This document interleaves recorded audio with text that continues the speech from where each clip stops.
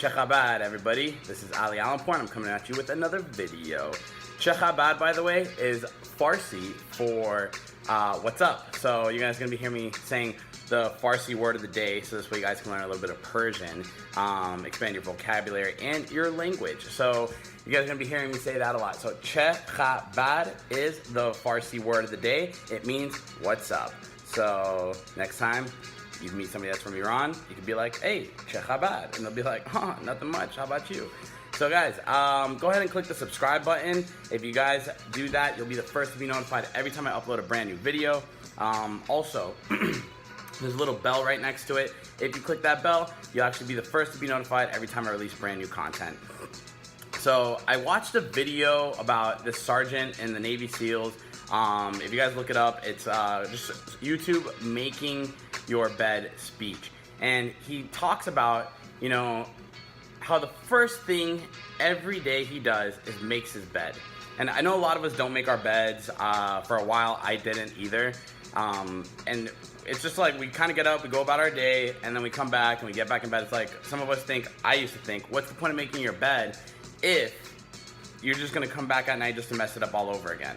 So the mentality I had after like actually coming home to a made bed was really nice. It was like kind of like your room looks like a hotel room. It's like, how nice is it when you go stay at a hotel, you trash the place, you go out, you do your thing, you come back, and then it's all brand new, nice and clean and tidy again. How does that make you feel? Makes you feel good, makes you feel welcomed, you're excited to come home. So, you know, waking up first thing in the morning, the reason why it's so important to make your bed is because it's the first thing you accomplish the minute you start your day. It's the first thing you achieve that you get to cross off your list the minute you start your day. And what's that lead to? Now that you already started an accomplishment, now that's going to lead you to wanting to accomplish something else, and then something else, and then another accomplishment. And it's all about those small accomplishments. And you know, life is all about the small things. And if you can't do the small things right, how are you going to do the big things right? How are you going to do the things that, like, you know what I mean? The small things build up to your life. So by being able to make your bed in the morning, even if you have a shitty day, when you come home at the end of that day, you come home to a nice clean made bed. How beautiful is that?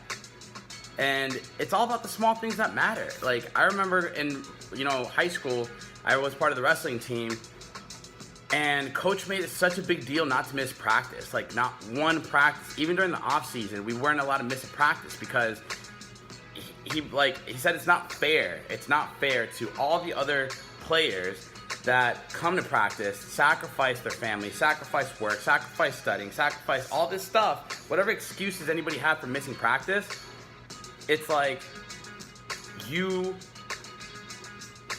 are letting the rest of the team down because everybody else is making it happen.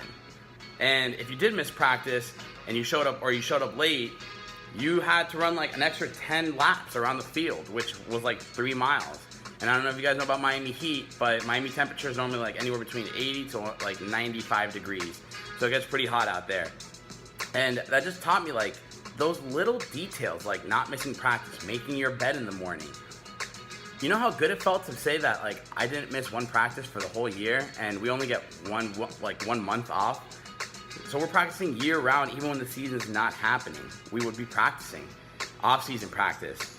And then fall came around, September, October, November, we're doing cross-country or football. And when the cross-country practice would finish, he'd say, all right, cross-country team, you guys are good to go home. Wrestlers, wrestling room, 5 minutes, put your shoes on, get ready for wrestling practice. So we just had a full hour and a half to 2 hours of cross-country practice of running either sprints or running 5 miles, 6 miles, 7 miles in the hot-ass sun. And then afterwards, now we have wrestling practice for another hour.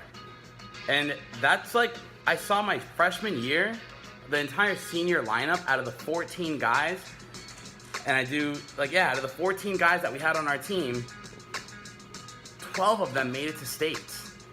And those guys, they would go home, and even some of them had wrestling mats in their garage at home that their parents got for them.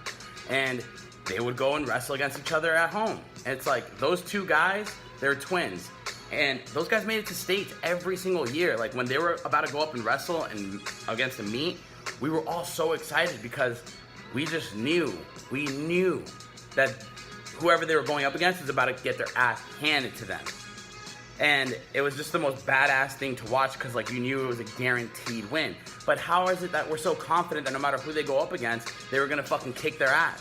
It's because we saw them beat the shit out of each other in wrestling practice. We saw them never miss a practice. We saw them setting the tone, setting the pace, setting the temperature. They were the thermostat, not the thermometer. The thermometer reads the temperature of the room and they adjust to it. A thermostat sets the temperature of the room. They set the tempo, they set the vibe as to what the day is gonna look like. And I just know that those guys would fucking beat the shit out of anybody during practice. Why? Because if they beat the shit out of each other during practice, with little small accomplishments, and you go home beat, tired, bloody nose, whatever, black eye, no one from another school would beat our ass the way we beat each other's ass in the wrestling room. Therefore, we were the hardest, most savage competition. There was no other competition that was going to hand our asses to us harder than we handed it to ourselves. There's two guys on the wrestling team that had shoulder problems where their shoulders would constantly get dislocated, so they had to wear a brace. And I remember in practice, this dude's shoulder popping out, and he'd be just screaming, "Ah! Fuck!" Like, just sheer pain. The whole wrestling team would just stop and look for a minute. We'd just like shake our heads and like go right back to wrestling against each other because like there was no time to just stop and be like, "Oh, are you okay?" Like, no, this is nothing new. We've seen it happen before. He'd go over to coach. Coach would jam it back into place, and he'd get right back in there and start wrestling again. And sometimes it would pop out again. Now, was that healthy? Probably not. Did it build character? Fuck yeah. And then guess what? When we went up against the hardest school, the #1 school in Florida, and we wrestled against them, his shoulder got dislocated in that match. And I remember just watching like, fuck. And most coaches would have thrown in the towel and been like, "Yo, you're good, you're out, like, get out, like, you're done." Our coach, his mentality was, "You have another one." If we ever came to him with a problem, he'd be like, "You have another one." "Oh, coach, my eye. You got another one." And if like you didn't, you're like, "Coach, I'm sick." He'd be like, "It's okay. Get back in there. It builds character." Those are his two famous sayings. You have another one, and it builds character. This dude popped his shoulder out in the middle of a match, screaming. Goes to coach. Coach, same thing in practice like you play. Jams it back in. He goes out and he wins that match within the next 30 seconds. How does that other dude feel? He just lost to a dude that had his shoulder dislocated and popped back in and came back and whooped his ass. Dope. I remember in a tournament, this dude had a torn ACL. He had a torn ACL, completely torn. Wrapped the whole entire thing in cushion, hopping on one foot, literally. And the other guy, it's for first place at the tournament. They've gone through 3 days of wrestling constantly. It's the last match. Everybody's watching. And this dude's just attacking that guy's leg. Attacking, trying to fuck it up even more. No remorse, because it's all about winning at this point. And this dude with the torn ACL whooped his ass, ended up winning because of his technique, because he practiced so damn hard, because his heart was so in it to win it, because of the small accomplishments that he achieved constantly, and didn't let pain, temporary pain, or a temporary defeat get in the way of him achieving his goal. He ended up winning that match. And when he won, he shook the dude's hand without even looking at him, got his hand raised, and limped off the mat, crying in front of the entire stadium of 500 to 1,000 people. Just started bawling in tears.